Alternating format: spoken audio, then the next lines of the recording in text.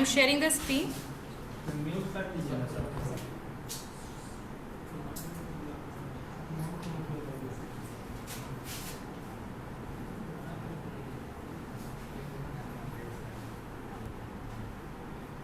Okay.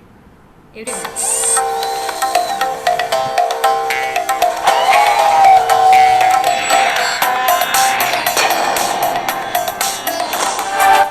दुनिया के सारे डेयरी उत्पादों में सबसे ज्यादा लोकप्रिय है आइसक्रीम, और अगर इसे अमूल टेस्ट ऑफ इंडिया ने बनाया हो तो क्या कहने। इसे खाते ही चिलचिलाती गर्मी की दोपहर भी ठंडी शाम की तरह महसूस होती है। अमूल आइसक्रीम खाने के लिए किसी मौसम या कारण की जरूरत नहीं। इसे कोई भी कहीं भी कभी भी खा सकता है। क्या आपको पता है कि अमूल 250 तरह के 100% असली आइसक्रीम के फ्लेवर्स बनाता है, और ये सही मायनों में बिल्कुल असली आइसक्रीम है। आज पूरे देश में अमूल के 17 उत्पादन संयंत्र हैं, जहां हर किस्म की आइसक्रीम जैसे स्टिक, कप, टब्स या फिर कोन बनाई जाती हैं। क्या आप जानते हैं एक रेगुलर 125 ml का वनीला आइसक्रीम कैल्शियम और विटामिन ए जैसे पौष्टिक गुणों से भरपूर है? ओह, मैं ये नहीं जानता था। पर क्या तुम जानती हो कि एक आइसक्रीम कोन खत्म करने के लिए 50 लिक्स की जरूरत पड़ती है? बाजार में उपलब्ध रेगुलर फ्लेवर्स के अलावा अमूल रोस्टेड आमंड्स, शाही अंजीर, पंजाबी कुल्फी जैसे फ्लेवर्स भी बनाता है। अमूल का सबसे लोकप्रिय और उम्दा फ्लेवर है एपिक, जिसका स्वाद उसके नाम की तरह ही शानदार है। इतनी सारी स्वादिष्ट आइसक्रीम्स देखकर मुझसे अपने आप पर काबू नहीं रखा जा रहा है। चलिए देखते हैं कि अमूल अपनी आइसक्रीम्स कैसे बनाते हैं। आइसक्रीम का सफर डेयरी फार्म से शुरू होता है। ये अमूल का एक खास डेयरी फार्म है। यहाँ पर मवेशियों का खान पान और उनके स्वास्थ्य का ध्यान रखने के लिए डॉक्टर्स की पूरी टीम हाजिर होती है। अमूल में दूध का विशेष ध्यान रखा जाता है। दूध निकालने से लेकर उसे फैक्ट्री तक पहुँचाने के दौरान उसकी स्वच्छता और गुणवत्ता का खास ख्याल रखा जाता है। दूध को इस फार्म से प्लांट तक की एक लंबी दूरी तय करनी है, लिहाजा इसका ताजेपन बरकरार रखने के लिए इसे खास कोल्ड स्टोरेज टैंक से प्लांट तक ले जाया जाता है। दूध की गुणवत्ता को जांचने के लिए अमूल ने कुछ खास उपकरण इस फार्म में लगाए हैं, जिसका उपयोग एक ऑफिसर फार्म के मालिक के साथ उसकी देखरेख में करता है। ये अफसर एक विशिष्ट मात्रा में दूध के नमूने की जांच करता है। सही गुणवत्ता पाए जाने पर वो उस दूध को कोल्ड स्टोरेज टैंक में भर देता है। प्रतिदिन करीब 2 करोड़ लीटर दूध खास कोल्ड स्टोरेज टैंकर्स के द्वारा अमूल के प्लांट्स में पहुंचाया जाता है। इसे बहुत ही कम तापमान में सुरक्षित तरीके से अपने गंतव्य तक पहुंचाया जाता है। बिना किसी रोक टोक के दिन में 2 बार कुछ ही घंटों में अमूल की देश भर में फैली फैक्ट्री में दूध का निरंतर वितरण होता है। ये अमूल दूध की गंगा है। दूध को टैंकर्स में से अनलोड करने से पहले उनमें से एक नमूने की जांच की जाती है, ताकि वो अमूल की निर्धारित गुणवत्ता और पौष्टिकता के मापदंड पर पूरा उतरे। गुणवत्ता की संतुष्टि के बाद मिल्क स्टेशन के इंचार्ज द्वारा टैंक्स की सील तोड़कर इसे मिल्क स्टेशन से जोड़ा जाता है। Okay. So here what we understand through this कि basically यहाँ पर कौन टाइप का कॉम्बिनेशन दिख रहा है, डाइवर्जेंट और convergent. Here we are able to see the convergent type of business combination because raw material जो है basically उनके साथ इनको already क्या हो रखा है, डील हो रखा है कि लाइक जो भी मिल्क है वो बेसिकली अमूल को ही क्या किया जाएगा, सप्लाई किया जाएगा। आई बात समझ में? And here they are using the total concept of rationalisation and the modernisation is the part of rationalisation. So they have multiple machines from the milk extraction to basically for the checking the pasteurization, each and every concept हर एक जगह पे they are using the various kind of machine, so they are not dependent on the traditional way। ठीक है, हर चीज में किस पे dependent है, मॉडर्न इक्विपमेंट पर, राइट। चलिए ओके। जी हाँ, डेयरी उद्योग में समय का बड़ा महत्व है। Time efficiency. उसके बाद इस कच्चे दूध को विशालकाय दूध के स्टोरेज साइलोज में पंप के द्वारा पहुंचाया जाता है।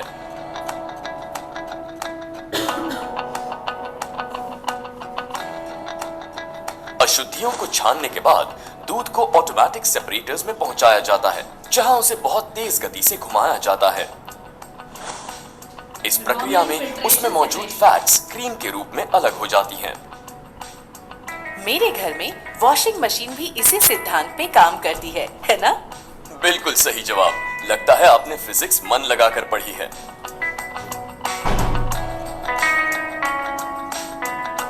इस गाढ़े क्रीम को 10 डिग्री तापमान वाले बफर क्रीम स्टोरेज टैंक्स में रखा जाता है। यहाँ से ये स्वादिष्ट क्रीम आइसक्रीम बनाने की अपनी अगली प्रक्रिया के लिए आगे भेजा जाता है। क्रीम को बफर टैंक से मिक्सिंग टैंक में लेने से पहले पूरी तरह से संतुलित और गर्म किया जाता है ताकि दूसरे सामग्री के साथ मिलाया जा सके। चीनी और दूसरे स्टेबलाइजर्स को एक महीन सी छलनी से छाना जाता है ताकि उसे अन्य डेयरी सामग्री के साथ मिलाकर आइसक्रीम मिक्स बनाया जा सके। चीनी आइसक्रीम को मीठा बनाती है और स्टेबलाइजर उसे जल्दी पिघलने से रोकती है। विशाल ब्लेंडर्स इस मिश्रण को अच्छी तरह से मिक्स करते हैं। सफेद और चॉकलेटी दो तरह के मिश्रण अलग अलग तैयार करके रखे जाते हैं। चॉकलेट मिश्रण में उच्च श्रेणी के कोको पाउडर का इस्तेमाल किया जाता है। किसी भी प्रकार के जीवाणु वाली अशुद्धि को दूर करने के लिए इस मिश्रण को पास्चराइज किया जाता है। इस मिश्रण को बहुत ज्यादा प्रेशर से गुजरना पड़ता है, लगभग 2500 से 3000 psi, जिससे ये मिश्रण एक समान गाढ़ा हो जाता है। ये मिश्रण इस प्रक्रिया से गुजरने के बाद ही एक समान घनत्व वाला मलाईदार और स्वादिष्ट आइसक्रीम बनता है। परीक्षण के लिए कुछ नमूने निकालने के बाद इसे 5 डिग्री तापमान में लगभग 4 से 5 घंटों तक परिपक्व बनने के लिए रख दिया जाता है। इस प्रक्रिया में स्टेबलाइजर्स और इमल्सिफायर्स में मौजूद प्रोटीन्स में से नमी को सोख लिया जाता है ताकि इस मिश्रण को समान रूप से गाढ़ा करके इसे जमाया जा सके। जब तक आइसक्रीम मिक्स परिपक्व हो रहा है, तब तक इसकी सजावट के लिए एक मशीन ड्राई फ्रूट्स के बारीक टुकड़े करती है। एक मेटल डिटेक्टर बड़ी मुस्तैदी से इनकी जांच करता है। ड्राई फ्रूट्स के टुकड़ों को ट्रे में समान रूप से फैलाया जाता है। आइसक्रीम में बादाम, वाह, यानी सोने पे सुहागा। मुझे ये ड्राई फ्रूट्स बहुत पसंद हैं। काफी बादाम खाए हैं आपने, है ना? खैर, ट्रे को एक ड्राई ओवन में रखा जाता है जहां इन ड्राई फ्रूट्स को सेका जाता है। सीके हुए ड्राई फ्रूट्स आइसक्रीम के स्वाद में 4 चांद लगा देते हैं। कमाल है, इतनी साफ सुथरी प्रोडक्शन लाइन, क्या बात है। जी हाँ, इस जगह को दिन में 2 बार CIP प्रक्रिया से साफ किया जाता है। अब हमारा ये मिश्रण आइसक्रीम के रूप में परिवर्तित होने के लिए पूरी तरह तैयार है। यहाँ से ये मिश्रण कंटिन्यूअस फ्रीजिंग सिस्टम में पहुँचाया जाता है, जहाँ पर इसमें मौजूद पानी जम जाता है। हवा को प्रेशर के साथ भरा जाता है, जिससे आइसक्रीम मुलायम हो जाती है। फिर इसे -4 डिग्री तापमान में रखा जाता है, जिससे हम मजे से आइसक्रीम का लुत्फ उठा सकते हैं।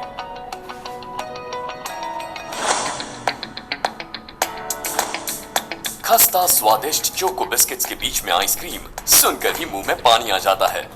एक फीडर नीचे वाले बिस्किट्स को कन्वेयर बेल्ट पे रख देता है, जिस पर ये बिस्किट्स मानो एक साथ परेड कर रहे हो। कंटिन्यूअस फ्रीजिंग सिस्टम से प्रीमियम वनीला फ्लेवर आइसक्रीम को लाया जाता है, जिसे एक स्वचालित यंत्र वायर से उचित मात्रा में काटकर बेल्ट पर रखे बिस्किट के ऊपर रख देता है। चलते हुए बार पे स्वचालित तरीके से इसके ऊपर एक और बिस्किट की सतह रख दी जाती है। ये सब कुछ इतनी सफाई से होता है मानो हम सच में कोई परेड देख रहे हैं। अब इस सैंडविच की फौज को एक हार्डनिंग टनल से गुजरना पड़ता है, जहां इसका सामना होता है -35 डिग्री तापमान वाली बर्फीली हवा से। इस प्रक्रिया से न सिर्फ आइसक्रीम का टेक्सचर बढ़िया बनता है, बल्कि इसे आने वाले लंबे सफर के दौरान क्वालिटी बनाए रखने में मदद मिलती है। टनल के बाहर आते ही एक रोबोटिक आर्म इन्हें हौले से आगे बढ़ाता है और पैकिंग स्टेशन की तरफ भेजता है। ये सारा नजारा इतना जादुई है कि बचपन की याद ताजा हो जाती है, जब मेले में हम हाथ में आइसक्रीम पकड़े झूले पे बैठते थे। वाह, बचपन की यादें अमूल आइसक्रीम की तरह ही मीठी हैं, नहीं? आमतौर पे सैंडविच ग्रिल किए जाते हैं, लेकिन यहाँ चिल किए जाते हैं। पैकिंग मशीन्स में एक तरफ से पैकिंग रैपर्स भरे जाते हैं, जो दूसरी तरफ से आने वाली आइसक्रीम पे सलीके से लिपट जाते हैं। ये मशीन एक दिन में लगभग 2,52,000 आइसक्रीम सैंडविच को पैक, सील और कट करके तैयार करती है। बाप रे, इतनी सारी आइसक्रीम्स! ये तो कुछ भी नहीं, अमूल में हर दिन अलग अलग स्वाद और पैकिंग की करीब 1 करोड़ से ज्यादा आइसक्रीम तैयार होती हैं।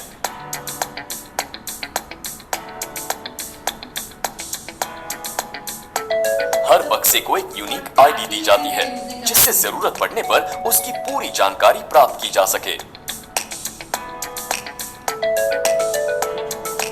वाह, क्या कमाल का सफर है इन आइसक्रीम के डिब्बों का।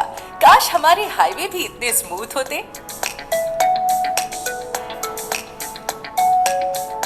अब इन बक्सों को -25 डिग्री वाले कोल्ड स्टोरेज में रखा जाता है, जहां ये अपने डिस्पैच होने की बारी का इंतजार करते हैं।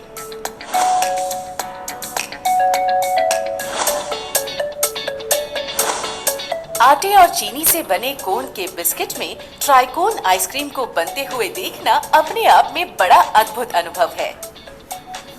कोन के बेस में पहले चॉकलेट सिरप को नोजल के जरिए स्प्रे किया जाता है, जो ठंडा होने पर खस्ता और क्रीमी बन जाता है और ट्राइकोन को बेहद स्वादिष्ट बनाता है।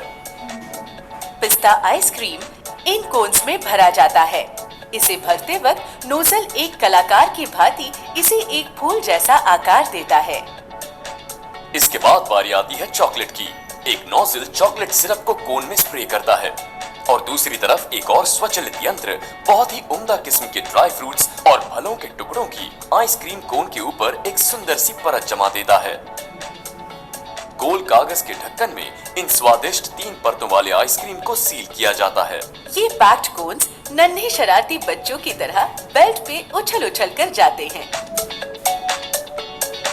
एक स्वचालित यंत्रों की फौज इन्हें अनुशासित पद्धति से हार्डनिंग टनल में भेज देती है, जहां इन्हें -35 डिग्री तापमान में रहना है।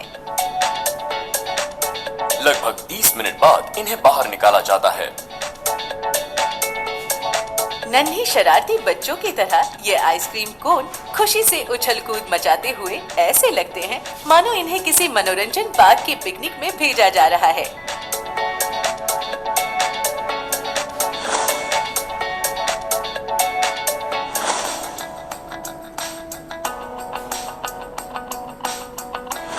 जैसा नाम वैसे गुण और स्वाद।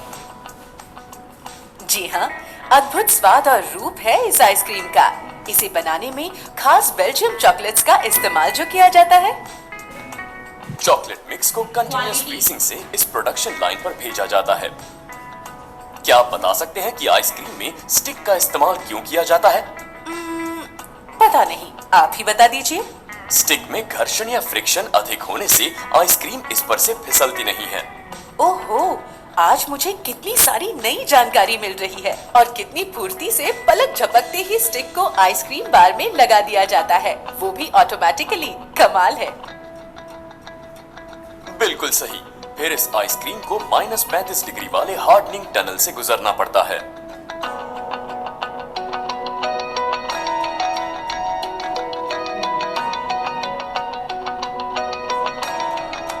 अब ये लकड़ी लगी आइसक्रीम की फौज कदम ताल करते हुए आगे बढ़ती है और इसे बेल्जियन चॉकलेट के सिरप में डुबाया जाता है।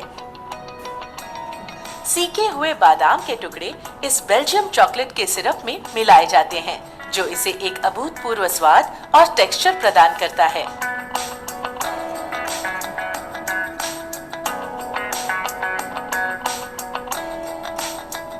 आइए आपके आइसक्रीम के ज्ञान की परीक्षा लेते हैं।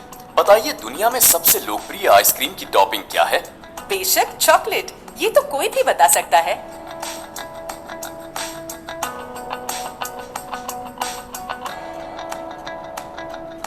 अमूल एपिक के तीनों स्वाद 80 मिलीलीटर की पैकिंग में उपलब्ध हैं और ये हमारे देश की सर्वोत्तम आइसक्रीम में से एक है। स्वचालित यंत्रों वाले कन्वेयर सिस्टम पर इन आइसक्रीम बार्स को आगे बढ़ाया जाता है। पैकिंग मशीन्स में एक तरफ से पैकिंग रैपर्स भरे जाते हैं, जो दूसरी तरफ से आने वाली आइसक्रीम पे सलीके से लिपट जाते हैं। आइए अब देखते हैं अमूल असली आम आइसक्रीम बनाने की प्रक्रिया, जो इसी प्रोडक्शन स्टेशन पर बनाई जाती है। असली हापुस आम से बनी असली आम आइसक्रीम को FMT में फ्लेवर और कलर से मिक्स किया जाता है। मिश्रण को जमा कर और फिर काट कर इसे हार्डनिंग टनल में 30 मिनट के लिए भेजा जाता है। आम को फलों का राजा कहा गया है और अमूल असली आम भी वही श्रेणी में आता है। ये हर उम्र के लोगों की पहली पसंद है। स्वचालित यंत्रों वाले कन्वेयर सिस्टम पर इन आइसक्रीम बार्स को आगे बढ़ाया जाता है। असली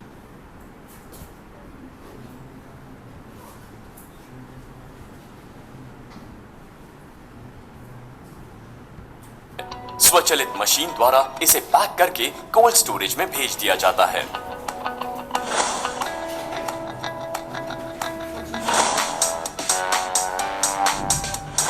सुविधाजनक कप आइसक्रीम भारत में बड़ा लोकप्रिय है। चलिए देखते हैं इसे कैसे बनाया जाता है। खाद्य श्रेणी के प्लास्टिक कप्स को स्वचालित मशीन द्वारा कन्वेयर बेल्ट पे जमाया जाता है, जिसे एक नोजल एक लय में आइसक्रीम को कप्स में डालता है। क्या आप जानते हैं कि आइसक्रीम का उपयोग वजन घटाने के लिए भी किया जाता है? सच में? मतलब आइसक्रीम खाने से वजन नहीं बढ़ता? वाह, ये तो सोने पे सुहागा वाली बात हो गई। आपको जानकर आश्चर्य होगा कि एक गाय उसके जीवन काल में जितना दूध देती है, उससे 33,300 लीटर आइसक्रीम बनाई जा सकती है। अब भरे हुए कप्स एक लीवर और स्वचालित यंत्र के द्वारा धीरे से एक कन्वेयर पर रख दिए जाते हैं।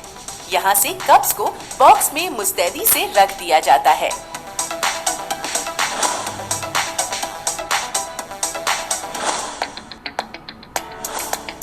अमूल पारंपरिक कुल्फी, फ्रॉस्टिक चोकोबार और कैंडीज भी बनाता है, जिसमें मौसमी फलों का रस, पल्प, चीनी, प्राकृतिक रंग और फ्लेवर्स का इस्तेमाल किया जाता है।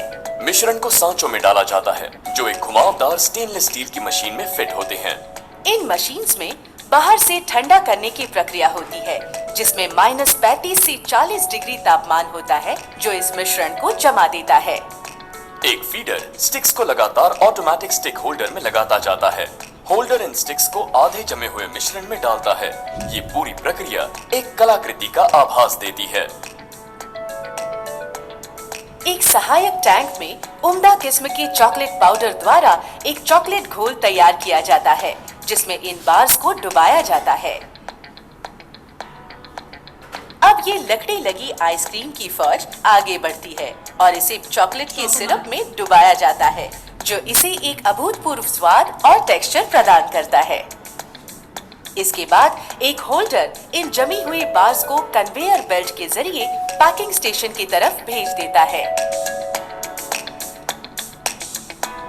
ठीक इसी प्रकार से फ्रूट कैंडीज आम और संतरे के असली रस से बनाई जाती हैं। अब ये लकड़ी लगी आइसक्रीम की फौज आगे बढ़ती है और इसके बाद एक होल्डर इन जमी हुई बार्स को कन्वेयर बेल्ट के जरिए पैकिंग स्टेशन की तरफ भेज देता है। अमूल 3 लेयर्स और स्वादों वाली फ्रॉस्टिंग भी बनाता है। गाढ़े चॉकलेट सिरप से भरे हुए सांचों में नोजल के जरिए चॉकलेट मिलाया जाता है।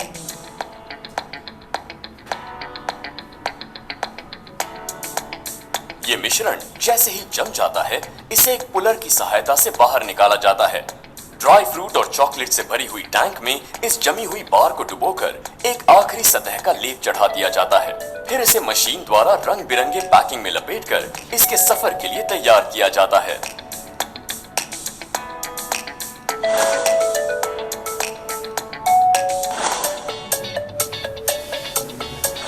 आजकल हर घर के फ्रीजर में एक अमूल टब जरूर रखा मिलेगा।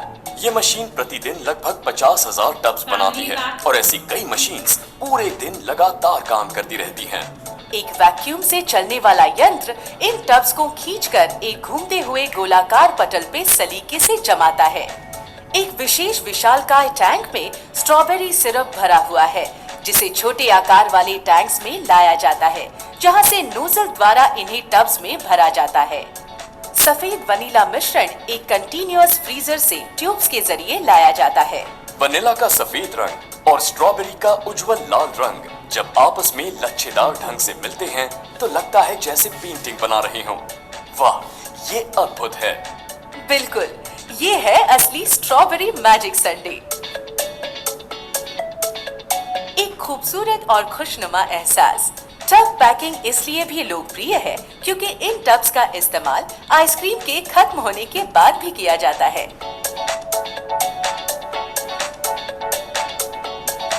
अब भरे हुए टब्स एक लीवर और स्वचालित यंत्र के द्वारा धीरे से एक कन्वेयर पर रख दिए जाते हैं और इसके बाद इन्हें अनुशासित पद्धति से हार्डनिंग टनल में भेज देती है।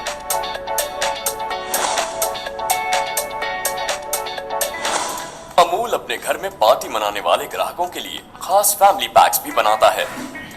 बहुत ही उम्दा और स्वच्छ परिस्थिति में इन फैमिली पैक्स को अलग अलग प्रोडक्शन लाइंस में तैयार किया जाता है।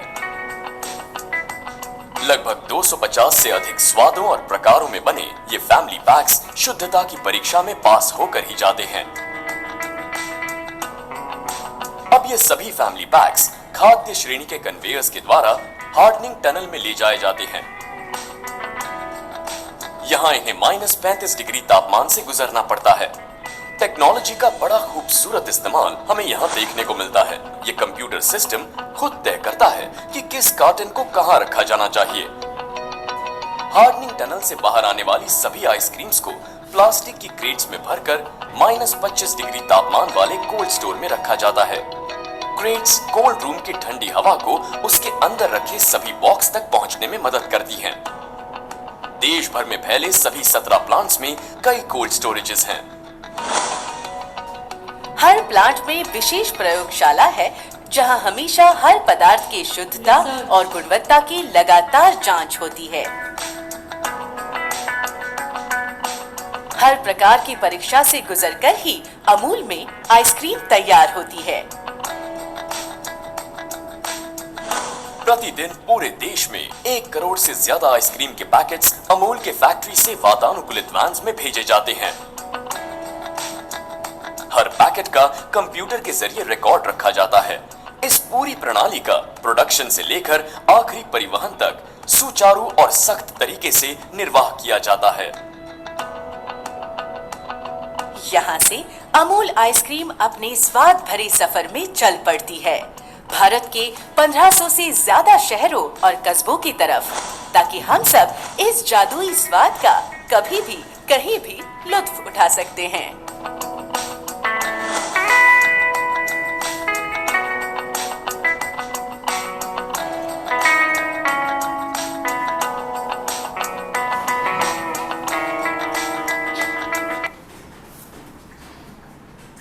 Okay.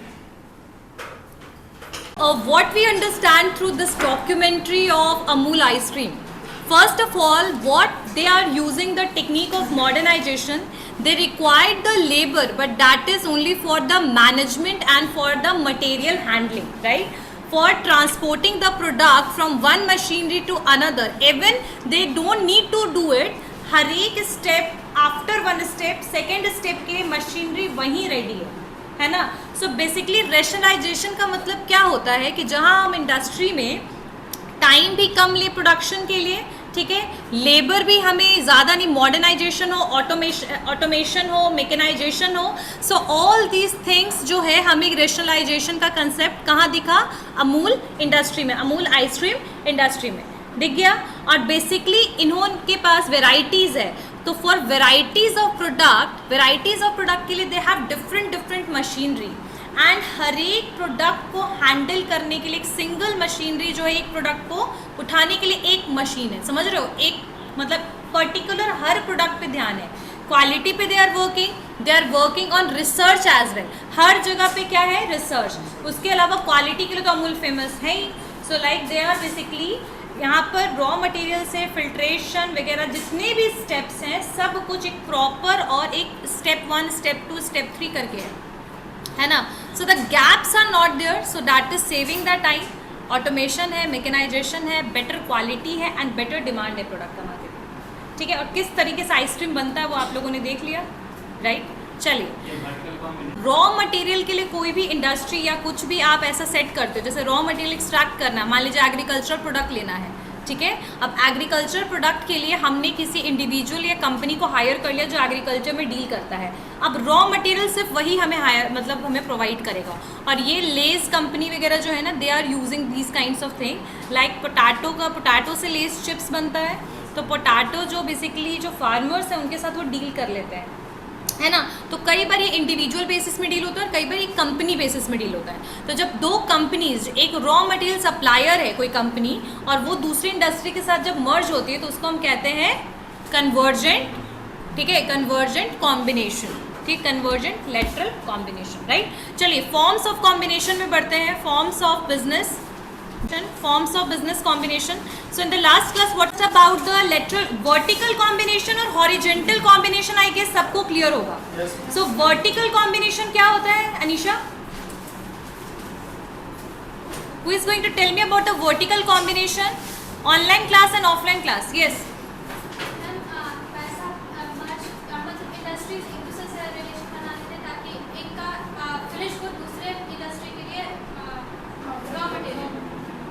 Very good. Cotton extraction. That is vertical combination. And what about the horizontal combination? हाँ, जब सेम टाइप की इंडस्ट्रीज जो हैं जब वो मर्ज हो जाती हैं, जैसे शुगर मिल 1, 2, 3, तो ये जब एग्रीगेटली वर्क करती हैं तो that is a horizontal combination, right. But the vertical combination, very good, vertical combination एक जब कोई भी उस प्रोसेस, वो सारे प्रोसेसेस हैं लेकिन हर प्रोसेस के लिए इंडस्ट्रीज अलग अलग हैं। तो हमें पता है कि फाइनली जो कॉटन है उसको फाइनली कुछ ना कुछ प्रोडक्ट ही बनना है। अब जैसे एक नॉर्मल कॉटन या तो वो मेडिसिन स्टोर में एज अ कॉटन यूज़ होता है या तो फाइनली टेक्सटाइल बनता है, ट्रू। तो बेसिकली कॉटन हमने एक्सट्रैक्ट कर लिया, स्पिन कर लिया, अब उस कॉटन को यूटिलाइज करेगा दूसरा इंडस्ट्री। तो जब हम वैसे इंडस्ट्रीज मर्ज हो जाते हैं कि एक इंडस्ट्री का रॉ मटेरियल दूसरे इंडस्ट्री के लिए प्रोडक्ट के लिए यूज़ होगा, एक इंडस्ट्री का प्रोडक्ट दूसरी इंडस्ट्री के लिए as a raw material use होगा, तो इसको हम कहते हैं वर्टिकल कॉम्बिनेशन। लेकिन लेटरल कॉम्बिनेशन का मतलब क्या होता है? जहां पर फर्म्स जो हैं वो उन इंडस्ट्री के साथ कंबाइन होंगी जो कि एज अ एलीड और सपोर्टिव इंडस्ट्री है। जैसे एग्जांपल में कोई अगर इंडस्ट्री है जहां इलेक्ट्रॉनिक गुड्स बन रहा है, आप लोगों को पता है इलेक्ट्रॉनिक गुड्स है तो उनमें रिपेयर का काम, मेंटेनेंस का काम हमेशा पड़ेगा। हो सकता है कोई प्रोडक्ट बने उसमें कोई प्रॉब्लम आ जाए, है ना। So repair and maintenance is always required in the industries which are making the electronic goods. तो हम क्या करेंगे कि भाई वो जो आपकी रिपेयर मेंटेनेंस वाला जो इंडस्ट्री है उसके साथ हम मर्ज कर लेंगे ताकि हमारा जो है प्रोडक्ट भी प्रॉपरली स्मूथली ऑपरेशन होता रहे। वो प्रोडक्ट जो है प्रॉब्लम आए तुरंत सॉल्यूशन, प्रॉब्लम आए तुरंत सॉल्यूशन।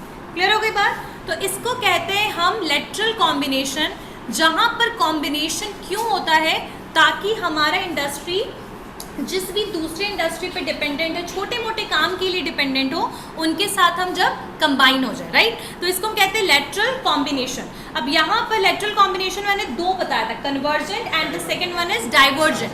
तो कन्वर्जेंट लेटरल कॉम्बिनेशन का मतलब क्या होगा? जब हम उन जो रॉ मटेरियल सप्लायर वाले फर्म्स हैं, जब हम उनके साथ मर्ज हो जाएंगे। यहाँ पर रॉ मटेरियल स्पेसिफिकली दिया हुआ है, याद रखिएगा। रॉ मटेरियल जैसे यहाँ पर अमूल में हो रहा था ना, रॉ मटेरियल जो फर्म यानी कि जो डेयरी फर्म है वो raw material as a milk provide कर रही है अमूल को, तो यहाँ पर हम उन्हीं इंडस्ट्री के उन्हीं फर्म के साथ खुद को क्या कर लेंगे? मर्ज कर लेंगे। अब जैसे मान लो कि मेरा डेयरी मतलब ये मेरा कोई मान लो कि अब वो है क्या बोलते हैं उसको, आइसक्रीम बना रही हूँ मैं, फैक्ट्री है कोई आइसक्रीम बनाने का। अब ऐसे सिचुएशन में आज एक महीने हमने किसी एक फर्म से मिल्क सप्लाई करवाया, दूसरे महीने दूसरे। अब इसमें क्या होगा कि कभी भी वो एग्रीमेंट अगर टूट गया तो फिर नेक्स्ट मंथ आप किससे सप्लाई कराओगे? फिर तीसरे से डील करो। तो एग्रीमेंट करना, डील करना और ढूंढना सप्लायर को, that is a difficult task. अगर आपने 15 दिन भी इस चीज में वेस्ट किया तो 15 दिन का प्रोडक्शन तो गया।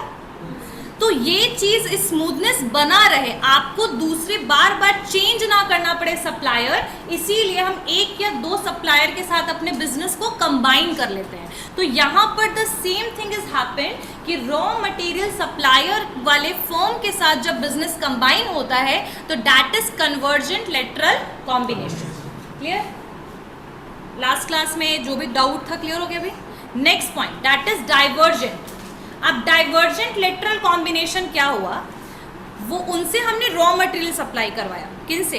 कन्वर्जेंट में ना रॉ मटेरियल मतलब मिल्क मैंने सप्लाई करवाया किससे, बेसिकली फैक्ट्री के लिए, ट्रू। अब यहाँ पर कन्वर्जेंट लेटरल कॉम्बिनेशन में just take example of steel, यहाँ पर हम दूसरे फॉर्म के साथ उसके साथ मिलेंगे जो प्रोडक्शन करता हो, यानी प्रोडक्ट बना रहा हो।